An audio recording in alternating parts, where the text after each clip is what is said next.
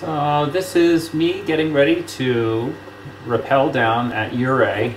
This is a rather large climb. It's 40 meters or so, which was at 120 feet, something like that, 110 feet. Maybe it's 35 meters.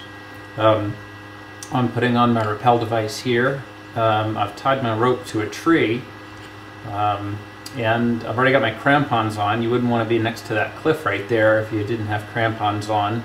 You would just slip right off the ice because I'm standing on ice right there. But with the crampons, it's very secure. The second rope that you see there, I've got one rope to the tree, then I've got a second rope to the tree. They're locked on there with double carabiners, 2 carabiners, 1 locking. Then the second rope, that's one that I'm going to use as a backup rope while I'm climbing, because I'll climb on one rope, but I'll be relying on a self-belay device when I climb on that rope. That's the one I'm currently rappelling on. The other one, I've tied a series of knots in that I'll clip in as I go. I'll clip into one knot and then unclip the knot below.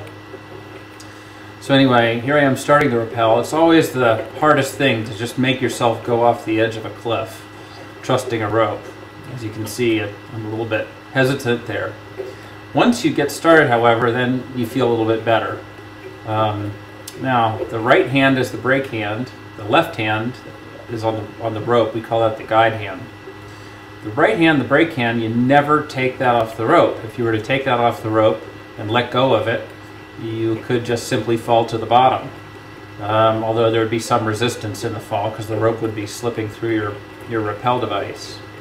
When you're rappelling down ice, you want to just be very gentle with your feet, because you could knock off a big icicle onto yourself. You can see there are a couple of big icicles right there.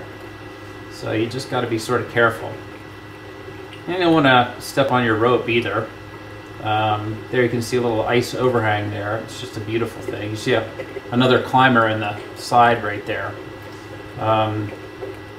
And that's how far it is down. That's probably 80 feet now, something like that.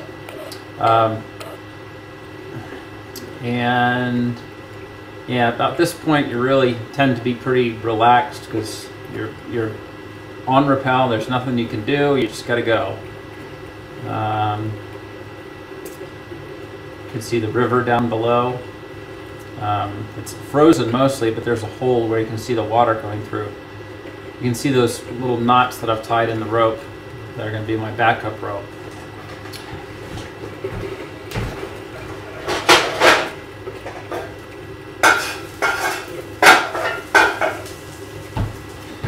Now you can see I've gotten to a tangled mess in my rope, and I have taken my right hand off of it, but I've got my left hand on it.